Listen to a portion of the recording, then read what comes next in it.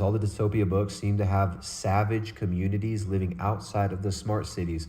Do you think that's actually part of the plan? What do you think about that, Jay? We got the expert on dystopian books and movies, Jay Dyer here.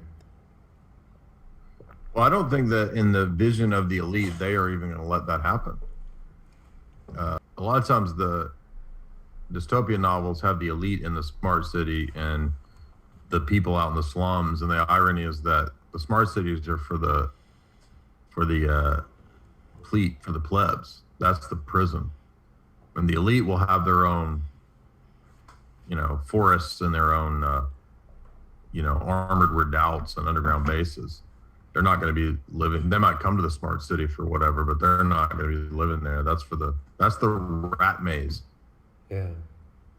Yeah, it makes me think, Jay, of that Ida Auken article, the famous, you will own nothing and you'll be happy, where the article finishes and she's like, oh, I'm so worried about the people that live outside of the city. They live in these communities. That's propaganda. And they have no technology, and they just live in a very backwards way, and it's this idea. Well, they're starting to create this with the vaccinated versus the unvaccinated economy, right? Like if you're unvaccinated, you won't be able to travel. You're not going to be able to get on a bus. You can't take public transport. But people outside the cities aren't going to be able to get fuel or electricity is the way they've got it set up. So I don't see how people would actually be able to live outside of this unless they're living completely off the grid.